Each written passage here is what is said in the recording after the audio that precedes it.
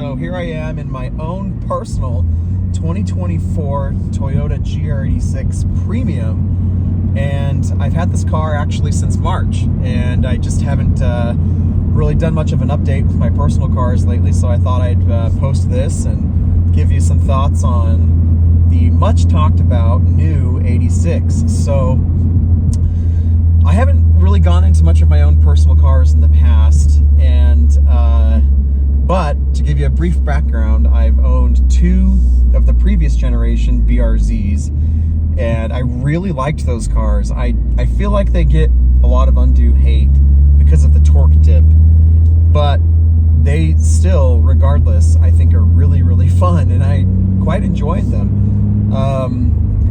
And so ever since I sold that second one, I've really, really missed it, and I've had some awesome cars in the meantime. I had the Mazda 3 Turbo Hatch that I did a couple videos on this channel, which was an excellent car. I also had a 2022 Toyota 4Runner TRD Pro, which was also so good. Like the 4Runner, 5th generation 4Runner is just awesome. I've owned two of those TRD Pro 5th gens, and I'm a huge fan. Someday I wouldn't mind owning another one. But I've really missed having this small little sports car, and having been a fan of the BRZs, I thought maybe I'll get another one of the newer generation BRZs, but I just, like the sales numbers reflect, I'm assuming, a lot of people haven't bought the new BRZ just because of how it looks. It kind of has this like froggy kind of smile on the front, which I don't actually mind it. And I was really serious about picking up a BRZ TS earlier this year, but then I came across this Neptune Blue 2020 brand new 2024 GR86 Premium, and this is a fairly rare-ish color, although most of them on YouTube are this color, just because it looks so good. Like, this is an awesome color. In my opinion, I really liked the orange that the 86 came in, the GR86 came in for that special edition, but I think this is just the best color for the 86 by far. I'm really excited to see the new Hakone edition. I think that will just be so cool, with that British racing green. So anyway, I've had this since March, and I honestly haven't put that many miles on it. I only have just about 1,700 miles, and I followed the break-in procedure very carefully, and so not driving it a lot. It took a long time to get to 1,000 miles, which was kind of painful, honestly. But I did it, and I got the oil changed right after, just barely over at the 1,000-mile mark. And ever since then, it's just been a party. Gosh, everything you see on the online about these things, all the reviews, is just true. This is such an amazing car. It's so fun for the money. Like, it's just so good. I was talking to a guy yesterday about this car, and he's like, you know, I honestly think they could probably charge 37 or 38 grand for this car, and it would still be well worth it. It's so cool. It's just so fun. And I think that's just it. Like, for the money, I just think this is the funnest car you can buy. I had an ND2 Miata also a couple years ago, briefly, and that was a phenomenal car, but it's very compromised. It's really small, and I had the BBS Recaro package, and while that's really cool, it was really stiff and not all that comfortable to drive. It's very loud, and so I loved it, though. I mean, the Miata's amazing, but overall, I think for the money, this is just one of the best cars you can buy, and it's got a warranty. It's so super fun, and like, you could go buy a lot of used cars for, you know, 30, 34, 33 grand, or whatever the premium costs, and, you know, it'll be great. But this has a warranty, it's new, and it's got all the latest tech, Apple CarPlay, and the seats are great, heated seats, and it's just so good, and it's so accessible. This car never feels like it's gonna, like, kill you, and you can totally just wring it out. It handles amazingly well. I mean, if you watch the channel, you you know, at all. I've driven, you know, the manual Supra, had that for a week to review. I've driven a lot, and I still just keep coming back to these cars. I mean, this is basically my third one of these that I've had. And no, like, you're not going to win a ton of drag races, but that's not what this car is about. This car is just about having so much fun, and it's just so good. Like, I love driving this every single time I get to drive it. I haven't tracked it at all. I'm not really into that. I just like driving around town and up these canyon roads, I mean, no matter what you're doing with this car, and that's one of the best things about it, it's so fun, and it's never really going to get you into trouble, because it's quick, but it's not like super fast, and so it's easy to you know, to rein it in and keep it under control. Whereas with like the Supra, for example, it's a really cool car, but it's like so fast. Like, you barely tip your toe into the throttle and you're breaking the speed limit so quick. So you can't even really do anything with the Supra most of the time without really breaking the law and, you know, risking getting a ticket or worse, injuring someone or having an accident or something. So I just think for how this looks, for how it handles, the handling I think is the best thing about this. The power is wonderful. It's just so planted. It's well balanced. Like, it's just such a good package. And one of the things that I don't think a lot of people really talk about is just how practical this car is. And I know you're joking, like, what, a sports car? How is that so practical? These back seats are actually pretty usable. So we have an 8 and a 5-year-old, and you know, my 8-year-old, we've got to, if the 4 of us are in here, which is pretty hilarious when we do it, we have to scoop the seats up pretty far forward, especially for my 8-year-old. He's getting a little tall, but it's doable, and the kids actually think it's really fun.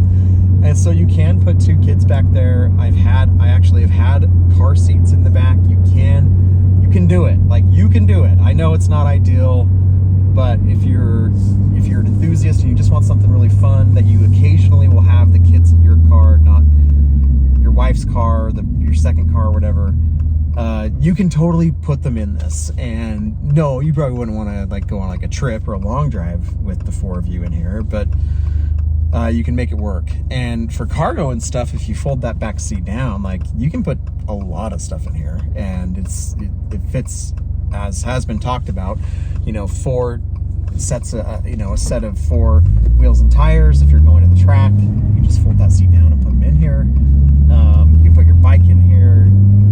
So it's just awesome. And I've been averaging 27.3 miles per gallon, and which is pretty cool. So in my last BRZ, I averaged about 29. So this does get slightly less, but this does make more power. So I think that's a worthy trade-off for the power that you're getting. And obviously premium fuel, but whatever. So 27.3, I usually fill up just shy of about 300 miles on a tank. And so it's pretty economical. I mean, it gets decent gas mileage, not amazing, obviously, but it's pretty good. And so as far as like modifications go, the only things I've done has been front end PPF, because these things will just collect the chips. So front end PPF, and on the headlights as well, and on the mirror caps. I also bought a set of BRZ, actually, carpet floor mats, because I think they're a little thicker and a little nicer than the GR86 ones. And so I bought a set of those in addition to the all-weather GR86 floor mats that I have for the winter and fall time. And I got the whole thing tinted, including the windshield, just as the light as possible, just mainly for heat rejection. And other than that, as far as like any other modifications go, no engine modifications, no suspension modifications. I just don't think it needs the suspension messed with. I think it handles great. No engine messed with that at all. I put on my my BRZ, I bought the Perrin dual exhaust catback exhaust, and I actually just kind of held on to it. I was planning on selling it, but I just kind of had it, and And with a little research, I found that most of those exhausts from the previous gen BRZ and 86 actually bolt right up to this, like no problem. Like it's like a direct fitment. It's just the same. And so that's what I did. I actually just put like that old that Perrin dual exit catback exhaust on, and it sounds so good. I did a ton of research because I've had bad luck with exhausts before where it's just too boomy or too loud or whatever. But this one, in my opinion, if you do a little searching, you'll see it. This is probably like the deepest and mellowest aftermarket exhaust that you can find, at least in my opinion. And that's why I got it. I didn't want anything super loud. I wanted something just barely louder than stock, but deeper. And this Perrin exhaust, I have no complaints. The only potential negative is that around 2,800 RPMs, it can get like a little boomy in here, but literally like 100 or 2 RPMs on either side of it, like 2,800, and it's like totally fine. So not a big deal. Okay, and so speaking of suspension and how this thing rides, I've heard some people say that, oh, it's pretty stiff, you know, I don't know. And I will say that, so my last BRZ had the performance package, which had the sack stampers and the Brembo brakes, which both are really cool. I do think that rode maybe a little bit better, but I think the BRZ kind of is tuned anyway to ride a little bit better than the 86. That said, this doesn't feel that far off, and this has the 18-inch wheels versus my old BRZ's 17-inch wheels. And so I think it, like, I don't think this is overdamped. I don't think it's like uncomfortable. I don't think it's like bouncing me around. It's totally daily drivable. I've done it and I really don't have any complaints, especially because these seats are just so good. I love these seats and they're so supportive and so comfortable. And a lot of people, you're going to have tons of space in here, no matter your body type or really how tall you are. I mean, I know guys who are like 6'4" who own this car and they're fine. So all this praise is leading me to say that I'm actually selling this GR86. I know, like, what? Why? Well, I'll just be straight up with you, like, family situation, kids, we've got another one on the way, and so it's pretty exciting. We've got a little girl coming the very early part of this next year, and so I want to just sell this while it's still warm and people are still interested in driving sports cars. Although you can, I have had winter tires on this, and not on this, but on my BRZ actually, and you can drive these in the winter pretty fine because they're so light. They're not going to really get away from you. It does great. And the Topher has a ton of reviews on his channel about driving his BRZ in the winter, and it, as he'll tell you, it's a lot of fun and it does really well.